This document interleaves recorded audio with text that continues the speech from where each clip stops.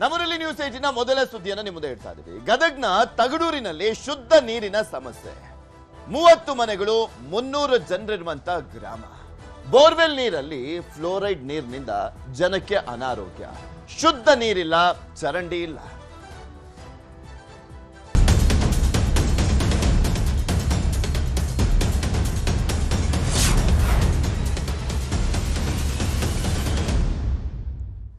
ಕುಡಿಯುವ ಶುದ್ಧ ನೀರಿಲ್ಲ, ರಾತ್ರಿ ಆದ್ರೆ ಬೀದಿ ದೀಪ ಇಲ್ಲ, ಸರಿಯಾದ ರಸ್ತೆ ಇಲ್ಲದೆ ಗದಗ್ನ ತಗಡೂರಿನ ಜನರು ಗೋಳಾಡ್ತಾ ಇದ್ದಾರೆ. ಬೋರ್ವೆಲ್ ನೀರು ಅಶುದ್ಧ ಆಗಿದೆ. ದೂರು ಕೊಟ್ಟರು ಕೂಡ ಕ್ರಮ ಇಲ್ಲ. ಎಷ್ಟು ಬಾರಿ ದೂರು ಕೊಟ್ಟರು ಕೂಡ ಒಬ್ರು ಕ್ರಮ ಕೈಗೊಳ್ತಾ ಇಲ್ಲ. ಸರಿಯಾದಂತ ನೀರು ಸಿಗ್ತಾ ಇಲ್ಲ, ಅಂದ್ರೆ ಶುದ್ಧ ಕುಡಿಯುವ ನೀರು ಸಿಗ್ತಾ ಇಲ್ಲ. ರಾತ್ರಿ ಆದ್ರೆ ಬೀದಿ ದೀಪ ಇಲ್ಲ, ಅಲ್ಲಿ ಸರಿಯಾದ ರಸ್ತೆ ಕೂಡ ಇಲ್ಲ.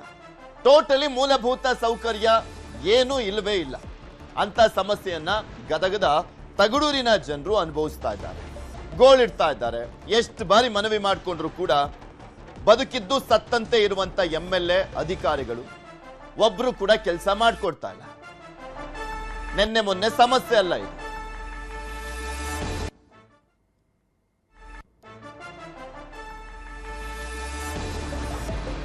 ಹಾಗಾದ್ರೆ ಆ ಗ್ರಾಮದ ಸಮಸ್ಯೆ ಹೇಗಿದೆ ಒಮ್ಮೆ ನೋಡ್ಕೊಂಬೋಣ.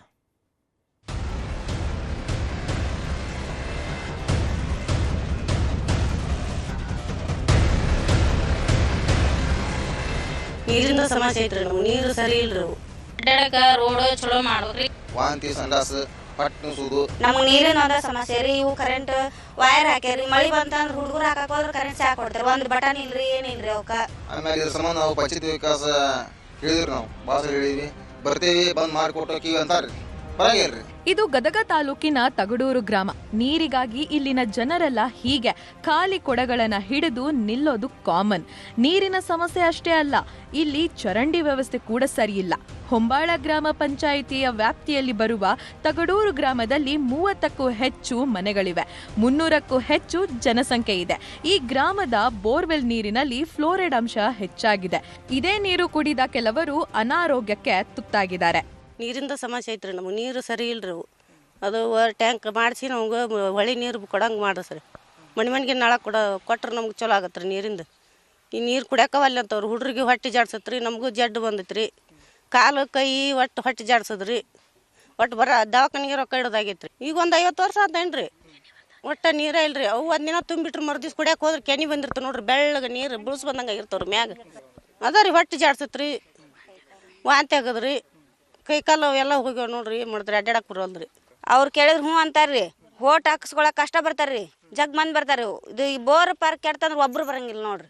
ನಮ್ಗೆ ನೀರಿನ ಒಂದ ಸಮಸ್ಯೆ ರೀ. ಇವು ಕರೆಂಟ್ ವೈರ್ ಹಾಕ್ಯಾರಿ. ಮಳಿ ಬಂತಂದ್ರೆ ಹುಡುಗರು ಹಾಕಕ್ಕೆ ಹೋದ್ರೆ ಕರೆಂಟ್ ಸಾಕ್ ಕೊಡ್ತಾರೆ. ಒಂದು ಬಟನ್ ಇಲ್ರಿ, ಏನಿಲ್ರಿ ಅವಕ್ಕ. ನೀರಿಂದ ಒಟ್ಟು ಮನೆಗೆ ನಮ್ಗೆ ನಳ ಕೊಡ್ಬೇಕ್ರಿ.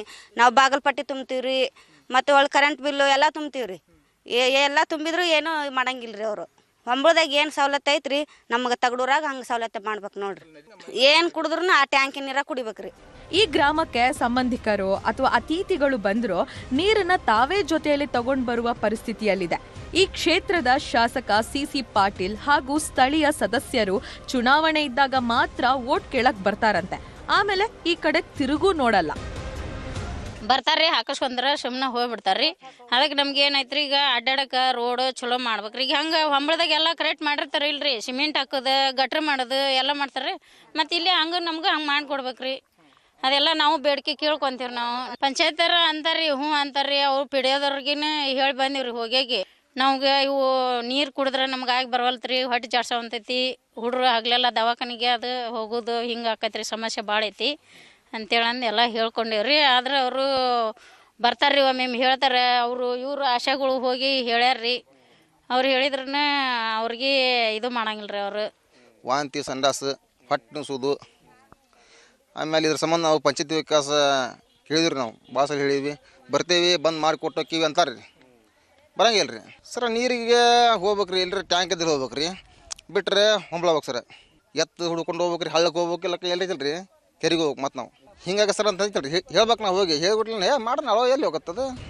ಕಳೆದ 50 ವರ್ಷಗಳಿಂದ ಮೂಲಭೂತ ಸೌಕರ್ಯಗಳೇ ಇಲ್ಲ. ಈಗಲಾದರೂ ಶಾಸಕರು, ಸಂಸದರು, ಅಧಿಕಾರಿಗಳು ಜನರ ಸಮಸ್ಯೆಯನ್ನ ಬಗೆಹರಿಸಬೇಕಾಗಿದೆ. ಸಂತೋಷ್ ಕೊಣ್ಣೂರ, ನ್ಯೂಸ್ 18 ಗದಗ. ಇದೆಲ್ಲದ್ರ ಬಗ್ಗೆ ಇನ್ನಷ್ಟು ಮಾಹಿತಿಯನ್ನ ಕೊಡ್ತಾ ಹೋಗ್ತಾರೆ ನಮ್ಮ ಗದಗದ ಪ್ರತಿನಿಧಿ ಸಂತೋಷ್ ಕೊಣ್ಣೂರ ನಮ್ಮ ಜೊತೆ ನೇರ ಸಂಪರ್ಕದಲ್ಲಿ ಜಾಯ್ನ್ ಆಗಿದ್ದಾರೆ. ಸಂತೋಷ್, ಸ್ವಾತಂತ್ರ್ಯ ಬಂದಾಗಿಂದಲೂ ಕೂಡ ಇದು ಬರೀ ಗ್ರಾಮ ಅಲ್ಲ, ಕುಗ್ರಾಮ. ಮೂಲಭೂತ ಸೌಕರ್ಯಗಳೇ ಇಲ್ಲ ಅಂದ್ರೆ ಇವ್ರು ಮನುಷ್ಯರಲ್ವಾ? ಓಟ್ ಆಗ್ತಾ ಇಲ್ವಾ? ಕಾಣಿಸ್ತಾ ಇಲ್ವಾ ಸಿ ಪಾಟೀಲ್ ಅವ್ರಿಗೆ? 2-3 ಬಾರಿ ಸಚಿವರಾಗಿದ್ಕೊಂಡು ಇವ್ರು ಮಾತ್ರ ಅಭಿವೃದ್ಧಿ ಆಗಿದ್ದ? ಹೌದು ಪೃಥ್ವಿ, ಮೂಲಭೂತ ಸೌಕರ್ಯಗಳಿಂದ ವಂಚಿತವಾಗಿರ್ತಕ್ಕಂತಹ ಒಂದು ಗ್ರಾಮ ಅಂತಂದು ಕೂಡ ಗದಗ ತಾಲೂಕಿನ ತಗಡೂರು. ಇದು ಕೂಡ ಹೊಂಬಳ ಗ್ರಾಮ ಪಂಚಾಯತಿ ವ್ಯಾಪ್ತಿಗೆ ಬರುತ್ತೆ. ಹೊಂಬಳದಿಂದ ಸುಮಾರು 5 ಕಿಲೋಮೀಟರ್ ದೂರದಲ್ಲಿರ್ತಕ್ಕಂತಹ ಒಂದು ಪುಟ್ಟ ಗ್ರಾಮ. ಇಲ್ಲಿ ಸುಮಾರು 30ಕ್ಕೂ ಹೆಚ್ಚು ಮನೆಗಳಿದಾವೆ, 300ಕ್ಕೂ ಹೆಚ್ಚು ಜನರು ಕೂಡ ವಾಸ ಮಾಡ್ತಾ ಇದ್ದಾರೆ. ಸುಮಾರು ಇಲ್ಲಿ 1ನೇ ತರಗತಿಯಿಂದ 5ನೇ ತರಗತಿವರೆಗೆ ಒಂದು ಶಾಲೆ ಕೂಡ ಇದೆ. ಆದ್ರೆ ಇಲ್ಲಿ ಸಾಕಷ್ಟು ಸಮಸ್ಯೆಗಳು ಕೂಡ ತಾಂಡವವಾಡ್ತಾ ಇದಾವೆ. ಯಾಕಂದ್ರೆ ಇಲ್ಲಿ ಮೊದಲು ಬೇಕಾಗಿರ್ತಕ್ಕಂಥದ್ದು ಜನರಿಗೆ ಮೂಲಭೂತ ಸೌಕರ್ಯಗಳು. ಅದು ಯಾವುದೇ ರೀತಿಯಾದಂತಹ ಮೂಲಭೂತ ಸೌಕರ್ಯಗಳು ಕೂಡ ಇಲ್ಲಿಲ್ಲ. ಮೊದಲು ಕುಡಿಯುವ ನೀರಾಗಿರ್ಬೋದು, ಜೊತೆಗೆ ಅಲ್ಲಿ ರಸ್ತೆ ವ್ಯವಸ್ಥೆ ಆಗಿರ್ಬೋದು, ಮತ್ತು ಬೀದಿ ದೀಪಗಳ ವ್ಯವಸ್ಥೆ, ಇದು ಯಾವುದೂ ಕೂಡ ಅಲ್ಲಿ ಸರಿಯಾದ ವ್ಯವಸ್ಥೆ ಕೂಡ ಇಲ್ಲ.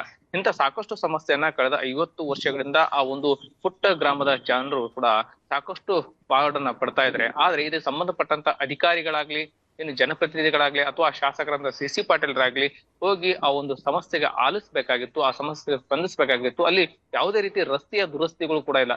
ಯಾಕಂದ್ರೆ ಮಳೆಗಾಲದ ಸಂದರ್ಭದಲ್ಲಿಯೂ ಕೂಡ ಆ ಒಂದು ಗ್ರಾಮಕ್ಕೆ ಹೋಗ್ಬೇಕಾದ್ರೆ ಸಾಕಷ್ಟು ತೊಂದರೆಯನ್ನು ಕೂಡ ಅನುಭವಿಸ್ತಾರೆ. ಯಾಕಂದ್ರೆ ಆ ಒಂದು ರಸ್ತೆಗೆ ಮೇನ್ ಬೇಕಾಗಿರ್ತಕ್ಕ ರಸ್ತೆಗಳು ಕೂಡ ಇಲ್ಲ, ಯಾವುದೇ ರೀತಿ ಒಂದು ಸಿಸಿ ರಸ್ತೆಗಳು ಕೂಡ ಇಲ್ಲ, ಯಾವುದೇ ರೀತಿಯ ಟಾರ್ ರೋಡ್ಗಳು ಕೂಡ. ಇಂಥ ಒಂದು ಪರಿಸ್ಥಿತಿಯನ್ನ ಆ ಒಂದು ತಗಡೂರಿನ ಗ್ರಾಮಸ್ಥರು ಕೂಡ ಎದುರಿಸ್ತಾ ಇದ್ದಾರೆ. ಅಷ್ಟೇ ಅಲ್ಲದೆ ಆ ಒಂದು ಗ್ರಾಮದ ಜನರು ಕೂಡ ಕುಡಿತಕ್ಕಂತ ನೀರು ಕೂಡ ಯೋಗ್ಯವಾಗಿಲ್ಲ. ಅಂತ ಒಂದು ನೀರನ್ನ ಕುಡಿದು ತಮ್ಮ ಜೀವನವನ್ನ ಸಾಗಿಸ್ತಾ ಇದ್ದಾರೆ. ಆ ಒಂದು ನೀರನ್ನ ಕುಡಿದು ಸಾಕಷ್ಟು ಜನರು ಕೂಡ ಅನಾರೋಗ್ಯಕ್ಕೆ ಕೂಡ ತುತ್ತಾಗ್ತಾ ಇದ್ದಾರೆ. ಯಾಕಂದ್ರೆ ಅದು ಬೋರ್ವೆಲ್ ನೀರು ಇರೋದ್ರಿಂದಾಗಿ ಅದು ಕೂಡ ಕಲುಷಿತವಾಗಿ ನೀರು ಬರ್ತಾ ಇದೆ. ಹೀಗಾಗಿ ಆ ಒಂದು ಪುಟ್ಟ ಒಂದು ಗ್ರಾಮದಲ್ಲಿರ್ತಕ್ಕಂಥ ಸಂತೋಷ ಬದುಕಿದ್ದು ಸತ್ತಂತಿರುವಂತ ಅಲ್ಲಿನ MLA ಅಧಿಕಾರಿಗಳಿಗೆ ಯಾಕೆ ಕಾಣಿಸ್ತಾ ಇಲ್ಲ ಅಂತ, ಯಾಕೆ ಅವ್ರ ಗೋಳನ್ನ ಕೇಳ್ತಾ ಇಲ್ಲ? ಓಟ್ ಹಾಕ್ಸ್ಕೊಳ್ಳೋ ಟೈಮಲ್ಲಿ ಅಮ್ಮ ತಾಯಿ ಅಂತ ಬಂದು ಕಾಲಿಡಿತಾರೆ, ಇದು ಮಾತ್ರ ಕಾಣಿಸಲ್ವಾ? ಮೂಲಭೂತ ಸೌಕರ್ಯ, ಚರಂಡಿ ಇಲ್ಲ, ರೋಡ್ ಇಲ್ಲ, ದೀಪ ಇಲ್ಲ, ನೀರಿಲ್ಲ, ಯಾವಾಗ ಮಾಡ್ಕೊಡ್ತಾರಂತೆ? ಈ ಹಲವು ಬಾರಿ ಗ್ರಾಮದವರು ಕೂಡ ಸಾಕಷ್ಟು ಬಾರಿ ಮನವಿಯನ್ನು ಕೂಡ ಮಾಡ್ಕೊಂಡಿದ್ದಾರೆ. ಸ್ಥಳೀಯ ಗ್ರಾಮ ಪಂಚಾಯತಿಗೂ ಕೂಡ ಸಾಕಷ್ಟು ಮನವಿ ಮಾಡ್ಕೊಂಡಿದ್ದಾರೆ, ಜಿಲ್ಲಾಡಳಿತಕ್ಕೂ ಕೂಡ ಮನವಿ ಮಾಡ್ಕೊಂಡಿದ್ದಾರೆ, ಸ್ಥಳೀಯ ಶಾಸಕರಿಗೂ ಕೂಡ ಸಾಕಷ್ಟು ಬಾರಿ ಮನವಿ ಮಾಡ್ಕೊಂಡಿದ್ದಾರೆ. ಆದ್ರೆ ಈ ಎಲ್ಲಾ ಮನವಿಗಳು ಕೂಡ ಸಾಕಷ್ಟು ಮನವಿ ಮಾಡ್ಕೊಂಡ್ರೆ ಯಾವುದೇ ರೀತಿ ಕೆಲಸ ಕೂಡ ಆಗ್ತಾ ಇಲ್ಲ. ಯಾಕಂದ್ರೆ ಅಷ್ಟೊಂದು ದಿವ್ಯ ನಿರ್ಲಕ್ಷ್ಯವನ್ನ ತೋರ್ತಾ ಇದ್ದಾರೆ. ಯಾಕಂದ್ರೆ ಆ ಒಂದು ಗ್ರಾಮಕ್ಕೆ ಏನು ನಾವು ನದಿಯಿಂದ ಏನ್ ನೀರು ಕೊಡ್ತೀವಿ DBOT ಮೂಲಕ, ಆ ನೀರಿನ ಪೈಪ್ಲೈನ್ ಕೂಡ ಆ ಒಂದು ಗ್ರಾಮಕ್ಕೆ ಮುಟ್ಟಿಲ್ಲ. ಅಂದ್ರೆ ಇಷ್ಟೊಂದು ದಿವ್ಯ ನಿರ್ಲಕ್ಷ್ಯವನ್ನ ಆ ಸ್ಥಳೀಯ ಶಾಸಕರಾಗಿರ್ಬೋದು, ಜೊತೆಗೆ ಇನ್ನು ಈ ಒಂದು ಸಂಬಂಧಪಟ್ಟಂತ ಜಿಲ್ಲಾ ಉಸ್ತುವಾರಿ ಸಚಿವರೇನಿದ್ರು ಅವರು ಕೂಡ ಸಾಕಷ್ಟು ನಿರ್ಲಕ್ಷ್ಯವನ್ನ ತೋರಿದೆ. ಯಾಕಂದ್ರೆ ಖುದ್ದಾಗಿ ಈ ಒಂದು ಸಮಸ್ಯೆಯನ್ನ ಸಾಕಷ್ಟು ಬಾರಿ ಹೇಳ್ಕೊಂಡ್ರು ಕೂಡ ಯಾರು ಕೂಡ ಆ ಒಂದು ಗ್ರಾಮದ ಜನರ ಗೋಳನ್ನು ಕೂಡ ಕೇಳ್ತಾ ಇಲ್ಲ. ಇಷ್ಟು ಸಾಕಷ್ಟು ಸಮಸ್ಯೆನ ಎದುರಿಸ್ತಾ ಇದ್ದಾರೆ. ಆದಷ್ಟು ಬೇಗ ಈ ಒಂದು ಸ್ಥಳೀಯ ಅಧಿಕಾರಿಗಳಾಗ್ಲಿ, ಜೊತೆಗೆ ಶಾಸಕರಾದ ಸಿ ಪಾಟೀಲರು ಖುದ್ದಾಗಿ ಹೋಗಿ ಆ ಒಂದು ತಗಡೂರಿನ ಗ್ರಾಮಸ್ಥರ ಸಮಸ್ಯೆ ಏನಿದೆ ಆ ಸಮಸ್ಯೆಗೆ ಸ್ಪಂದಿಸುವಂತ ಕೆಲಸ ಕೂಡ ಮಾಡ್ಬೇಕಾಗಿತ್ತು. ಆದ್ರೆ ಇದುವರೆಗೂ ಕೂಡ ಯಾವುದೇ ರೀತಿ ಮಾಡಿಲ್ಲ. ಅಲ್ಲ, ಜನ ಆದಷ್ಟು ಬೇಗ ಇವರೆಲ್ಲ ಬರ್ತಾರಲ್ಲ ಓಟ್ ಹಾಕ್ಸ್ಕೊಳ್ಳೋ ಟೈಮಲ್ಲಿ ಸುಮ್ನೆ ಇರ್ತಾರ? ಕೇಳದೇ ಇಲ್ವಾ ಅಂತ? ಇವ್ರು ಸುಮ್ನೆ ಇರ್ತಾರೆ ಅನ್ಬಿಟ್ಟು ಇವರು ಸುಮ್ನೆ ಆಗ್ಬಿಡ್ತಾರ ಅಂತ? ತಗಡೂರಿನ ಜನ ತಗಡು ರೀತಿಯಲ್ಲೇ ಮಾಡ್ಬಿಡ್ತೀವಿ ಅನ್ನೋ ರೀತಿಯಲ್ಲಿದಾರ ಆ ಮನಸ್ಥಿತಿ ಅಲ್ಲಿಂದ ಜನಪ್ರತಿನಿಧಿಗಳದು?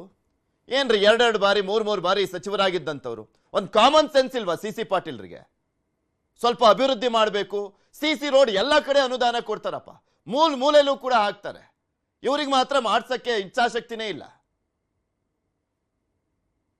ಏನಾಗಿದೆ ಅಂತಂದ್ರೆ ಅಲ್ಲಿ ಕೂಡ ಸಾಕಷ್ಟು ಸಮಸ್ಯೆಗಳು ಕೂಡ ತಾಂಡವವಾಡ್ತಾ ಇದಾವೆ. ಏನು ಚುನಾವಣೆ ಬಂದಂತ ಸಂದರ್ಭದಲ್ಲಿ ಬಂದು ಈ ಒಂದು ನಿಮ್ಮ ಸಮಸ್ಯೆಗಳನ್ನ ಬಗೆಹರಿಸ್ತೇವೆ ಅಂತೇಳಿ ಭರವಸೆಯನ್ನು ಕೊಟ್ಟು ಹೋಗ್ತಾರೆ ಹೊರತು ಆ ಸಮಸ್ಯೆಗೆ ಸ್ಪಂದಿಸುವಂತ ಕೆಲಸ ಕೂಡ ಆಗ್ತಾ ಇಲ್ಲ. ಹಿಂಗಾಗಿ ಸಾಕಷ್ಟು ತೊಂದರೆಯನ್ನು ಅನುಭವಿಸ್ತಕ್ಕಂತ ಇದ್ರೂ ಕೂಡ ಇದರ ಸಂಬಂಧಪಟ್ಟಂತ ಶಾಸಕರಾಗ್ಲಿ, ಅಲ್ಲಿ ಇರ್ತಕ್ಕಂಥ ಜಿಲ್ಲಾ ಆಡಳಿತ ಆಗ್ಲಿ, ಇನ್ನು ಸ್ಥಳೀಯ ಗ್ರಾಮ ಪಂಚಾಯಿತಿಯ ಮಟ್ಟದ ಅಧಿಕಾರಿಗಳು ಕೂಡ ಇವರ ಗೋಳನ್ನು ಕೂಡ ಕೇಳ್ತಾ ಇಲ್ಲ. ಅಷ್ಟೊಂದು ನಿರ್ಲಕ್ಷ್ಯವನ್ನ ವಹಿಸಿದ್ದಾರೆ. ಯಾಕಂದ್ರೆ ಅಲ್ಲಿ 30ಕ್ಕೂ ಹೆಚ್ಚು ಕುಟುಂಬಗಳು, 300ಕ್ಕೂ ಹೆಚ್ಚು ಜನರು ಕೂಡ ವಾಸ ಮಾಡ್ತಾರೆ. ಪುಟ್ಟ ಮಕ್ಕಳಿದ್ದಾರೆ, ಬಾಣಂತಿಯರಿದ್ದಾರೆ, ವೃದ್ಧರಿದ್ದಾರೆ. ಇಂತ ಸಾಕಷ್ಟು ಜನರು ಕೂಡ ಅಲ್ಲಿ ವಾಸ ಮಾಡ್ತಾ ಇದ್ದಾರೆ. ಅಲ್ಲಿ ನೀರನ್ನ ಕುಡಿದಂತ ಸಂದರ್ಭದಲ್ಲಿ ಕೂಡ ಸಾಕಷ್ಟು ಜನರು ಅನಾರೋಗ್ಯಕ್ಕೂ ಕೂಡ ತುತ್ತಾಗ್ತಾ ಇದ್ದಾರೆ. ಏನು ಸರಿಯಾದ ಒಂದು ಚರಂಡಿ ವ್ಯವಸ್ಥೆ ಕೂಡ ಇಲ್ಲ. ಇಂತ ಸಾಕಷ್ಟು ಸಮಸ್ಯೆ ಎದುರಿಸ್ತಾ ಇದ್ರು. ಆದ್ರೆ ಯಾವುದೇ ರೀತಿ ಸಮಸ್ಯೆಗೆ ಸ್ಪಂದನೆ ಸಿಗ್ತಾ ಇಲ್ಲ ಅಂತೇಳಿ ಸಾಕಷ್ಟು ಗೋಳಾಡ್ತಾ ಇದ್ದಾರೆ.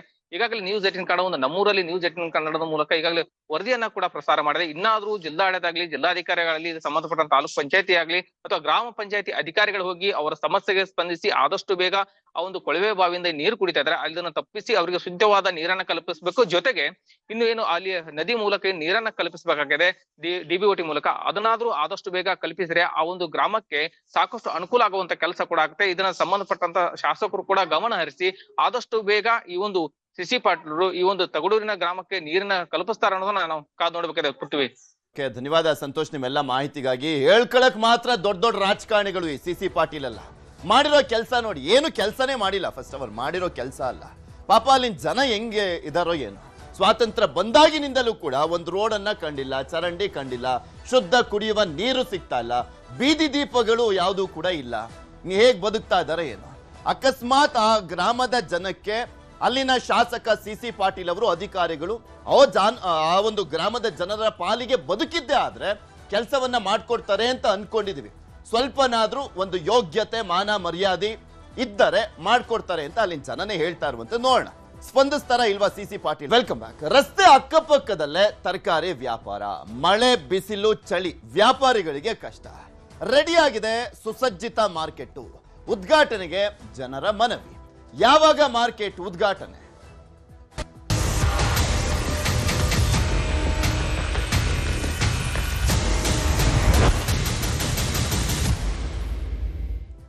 ಕಲಬುರಗಿಯಲ್ಲಿ ತರಕಾರಿ ಮಾರ್ಕೆಟ್ ಇದ್ರೂ ಕೂಡ ನೋ ಯೂಸ್. ಕಟ್ಟಡ ಕಟ್ಟಿ ವರ್ಷಗಳೇ ಕಳೆದ್ರು ವ್ಯಾಪಾರಸ್ಥರಿಗೆ ಆಗಿಲ್ಲ ಹಂಚಿಕೆ. ಇನ್ನು ರಸ್ತೆ ಮೇಲೆನೆ ವ್ಯಾಪಾರ ಮಾಡ್ತಾ ಇದ್ದಾರೆ ವ್ಯಾಪಾರಸ್ಥರು. ಅದು ಕಲಬುರಗಿ. ನಾವು ಸಾಕಷ್ಟು ಬಾರಿ ವೈರಲ್ ಆಗ್ತಾ ಇರತ್ ನೋಡಿ. ರೋಡ್ ಮೇಲೆ ಮೊಟ್ಟೆ ಹಾಕಿದ್ರೆ ಸಾಕು, ಅಲ್ಲೇ ಆಮ್ಲೆಟ್ ಆಗ್ಬಿಡುತ್ತೆ. ಅಂದ್ರೆ ಆ ಲೆವೆಲ್ಗೆ ಬಿಸಿಲಿರುತ್ತೆ. ಮಳೆ ಬಂದ್ರು ಅಷ್ಟೇ ಸರಿಯಾಗಿ ಸುರಿಯುತ್ತೆ ಮಳೆ ಒಂದೊಂದ್ಸಲಿ ಬಂದಾಗ. ಇಂಥ ಸಂದರ್ಭದಲ್ಲಿ ವ್ಯಾಪಾರಸ್ಥರು ಹೆಂಗ್ ವ್ಯಾಪಾರ ಮಾಡೋಣ ಅಂತ. ಅಲ್ಲಿನ ರಾಜಕಾರಣಿಗೆಲ್ಲ ಮನುಷ್ಯತ್ವನೇ ಇಲ್ವಾ ಅಂತ.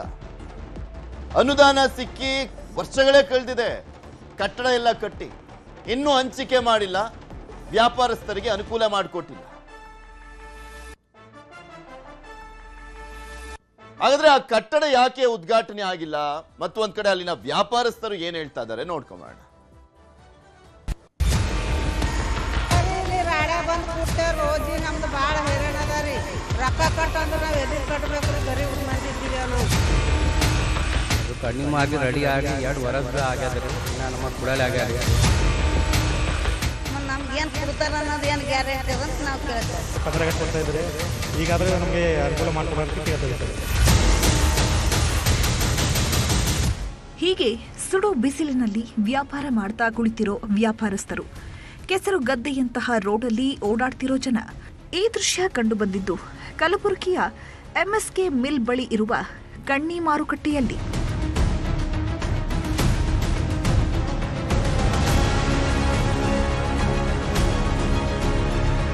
ಕಳೆದ 40 ವರ್ಷಗಳಿಂದ ಈ ಜಾಗದಲ್ಲಿ ಸುತ್ತಲಿನ 10 ಹಳ್ಳಿಯ ಜನ ತರಕಾರಿ ಮಾರಲು ಬರ್ತಾರೆ.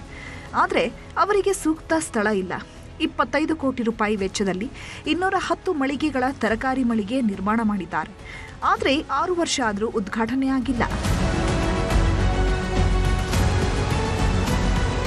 ಕಡಿಮೆ ಆಗಿ ರೆಡಿ ಆಗಿ 2 ವರ್ಷ ಭೀ ಆಗ್ಯದ್ರಿ. ಇನ್ನು ನಮ್ಮ ಕುಡಲೆ ಆಗ್ಯಾರಿ. ಹೊಸ ಜನರು, ರೈತರು ಎಲ್ಲ ಇಲ್ಲಿ ನೀರಾಗ ಕೆಸರಾಗ ಹೈರಾಣ ಆಗ್ಲತ್ತಾರ.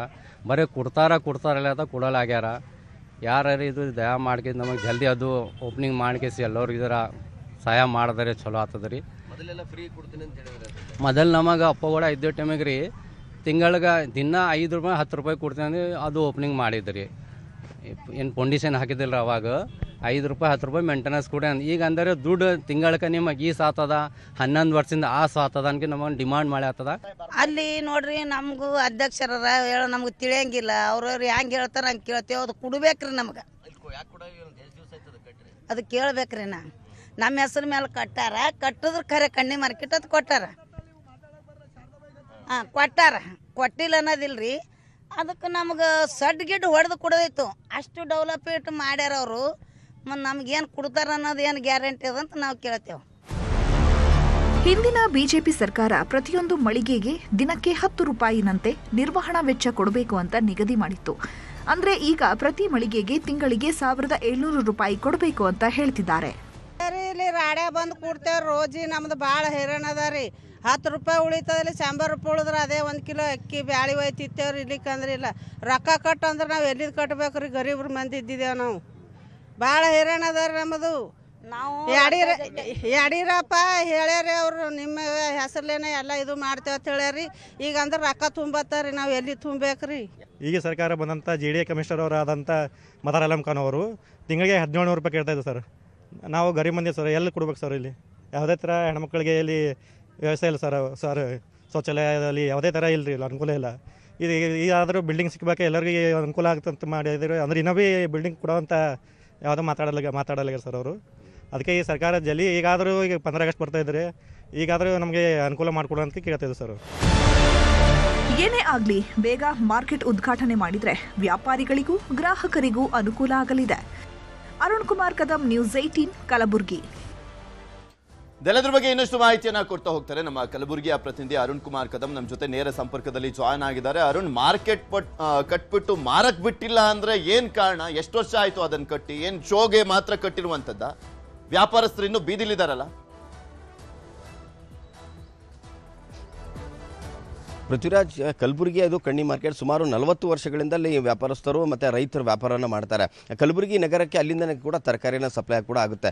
ಆದರೆ ಅಲ್ಲಿ ಕೂತ್ಕೊಂಡು ವ್ಯಾಪಾರ ಮಾಡಲು ಅಲ್ಲಿಗಿನ ಏನು ವ್ಯಾಪಾರಸ್ಥರಿಗಾಗಲಿ ಒಂದು ಗ್ರಾಹಕರಿಗೆ ಸಾಕಷ್ಟು ತೊಂದರೆ ಆಗ್ತದೆ. ಯಾಕಂತಂದರೆ ಮಳೆಗಾಲ ಬಂದಂಥ ಸಂದರ್ಭದಲ್ಲಿ ಇಡೀ ಏನು ಮಾರುಕಟ್ಟೆನ ರಸ್ತೆ ಪಕ್ಕದಲ್ಲಿ ಕೂತ್ಕೊಂಡು ಮಾರಾಟ ಮಾಡೋದ್ರಿಂದ ಸಾಕಷ್ಟು ಮಳೆ ನೀರಿನಿಂದಾಗಿ ಸಾಕಷ್ಟು ಅವರಿಗೆ ಅಲ್ಲಿನ ಕೆಸರಿನಲ್ಲೇ ಓಡಾಡಿಕೊಂಡು ಅಲ್ಲಿ ಕೂತ್ಕೊಂಡು ವ್ಯಾಪಾರ ಮಾಡಬೇಕಾಗುತ್ತೆ. ಆದರೆ ಹಾಗಾಗಿ ಕಳೆದ 6 ವರ್ಷಗಳ ಹಿಂದೆ ಒಂದು ಕಣ್ಣಿ ಮಾರ್ಕೆಟ್ನಲ್ಲಿ ಬೃಹತ್ ಏನು ತರಕಾರಿ ಮಾರುಕಟ್ಟೆನ ಕಟ್ಟಡನ ಕಟ್ಟಿದ್ರು. ಆದರೆ ಕಟ್ಟಡ ಕಟ್ಟಿ 6 ವರ್ಷ ಕಳೆದರೂ ಕೂಡ ಇಲ್ಲಿವರೆಗೂ ಉದ್ಘಾಟನೆ ಆಗಿಲ್ಲ. ಮತ್ತು ಆ ಒಂದು ಕಟ್ಟಡದಲ್ಲಿ ವ್ಯಾಪಾರ ಮಾಡಲು ವ್ಯಾಪಾರಸ್ಥರಿಗೂ ಕೂಡ ಅನುಕೂಲನ ಮಾಡಿಕೊಟ್ಟಿಲ್ಲ. ಈ ಹಿಂದಿನ BJP ಸರ್ಕಾರದಿಂದ ಸಂದರ್ಭದಲ್ಲಿ ಅಲ್ಲಿ ಏನಂತಂದರೆ ಎಲ್ಲ ಏನು ವ್ಯಾಪಾರವನ್ನು ಮಾಡ್ತಾರೆ ಎಲ್ರಿಗೂ ಕೂಡ ಅಲ್ಲಿ ಮಳಿಗೆಗಳನ್ನು ಅಲಾಟ್ಮೆಂಟ್ ಮಾಡಿದರು. ಅಲ್ಲದೆ ಆ ಮಳಿಗೆ ಏನು ಅಲಾಟ್ಮೆಂಟ್ ಮಾಡಿದ ಮೇಲೆ ಪ್ರತಿನಿತ್ಯವೂ ಕೂಡ 5 ರೂಪಾಯಿ 10 ರೂಪಾಯಿ ಅಂತ ಅವರಿಗೆ ಏನಂತಂದರೆ ಅಲ್ಲಿ ನಿರ್ವಹಣಾ ವೆಚ್ಚವನ್ನು ನಿಗದಿ ಮಾಡಿದರು.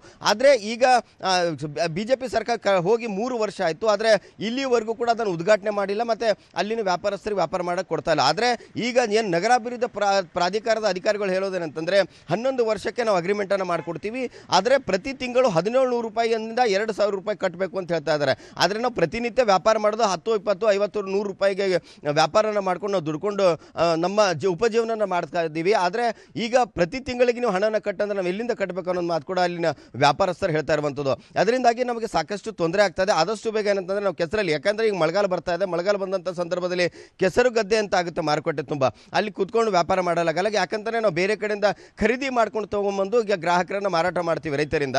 ಆದರೆ ಆ ಕೆಸರಲ್ಲಿ ಕೂತ್ಕೊಂಡು ಮಾರಾಟ ಮಾಡೋದ್ರಿಂದ ಸಾಕಷ್ಟು ಏನಂತಂದರೆ ನಮ್ಮ ತರಕಾರಿ ಹಾಳಾಗ್ತಾ ಇದೆ. ಅದು ಹಾಳಾದಂಥ ಏನು ನಿರ್ವಹಣಾ ವೆಚ್ಚ ಕೂಡ ನಮಗೆ ಬರಲ್ಲ. ಯಾಕಂದರೆ ನಾವು ಮಾಡಿದಂಥ ಏನು ಹಾಕಿದಂಥ ಬಂಡವಾಳನೇ ಬರಲ್ಲ. ಲಾಭ ಮಾಡ್ಕೊಂಡು ನಮ್ಮ ಉಪಜೀವನ ಮಾಡೋದು ಹೇಗೆ? ನಮ್ಮ ಮೇಲೆ ಕುಟುಂಬವನ್ನು ಆಧಾರಿತವಾಗಿದೆ. ಹಾಗಾಗಿ ಕಳೆದ 40 ವರ್ಷಗಳಿಂದ ನಾವು ಇಲ್ಲಿ ವ್ಯಾಪಾರನ ಮಾಡ್ತಾ ಇದ್ವಿ. ನಮಗೇನಂತಾರೆ ಆದಷ್ಟು ಬೇಗ ಈ ಒಂದು ಮಳಿಗೆನ ಉದ್ಘಾಟನೆ ಮಾಡಿ ನಮಗೆ ಫ್ರೀ ಆಗಿ ಕೊಡಬೇಕು ಅನ್ನೋದು ಮಾತು ಕೂಡ ಇಲ್ಲಿನ ವ್ಯಾಪಾರಸ್ಥರು ಹೇಳ್ತಾ ಇರುವಂಥದ್ದು. ಪೃಥ್ವಿರಾಜ್, ಓಕೆ, ನೋಡೋಣ. ಈ ಸುದ್ದಿ ಬಿತ್ತರ ಆದ್ಮೇಲೆ ಬಡವರ ಉದ್ಧಾರಕ್ಕೋಸ್ಕರನೇ ನಾವು ಬಂದಿರುವುದು ಅಂತ ಹೇಳ್ಕೊಂತಾರಲ್ಲ ಕಾಂಗ್ರೆಸ್ನವರು, ಇವ್ರಿಗೇನಾದರೂ ಹೆಲ್ಪ್ ಮಾಡ್ತಾರಾ ಅಂತ? ಸ್ಪೆಷಲಿ ಪ್ರಿಯಾಂಕ್ ಖರ್ಗೆ ಅವರು ಆ ಜಿಲ್ಲೆಯ ಉಸ್ತುವಾರಿ, ಇವ್ರಿಗೇನಾದರೂ ಸ್ಪಂದಿಸುವಂಥ ಕೆಲಸವನ್ನ ಮಾಡ್ತಾರಾ, ಅನುಕೂಲ ಮಾಡಿಕೊಡ್ತಾರಾ ಅಂತ?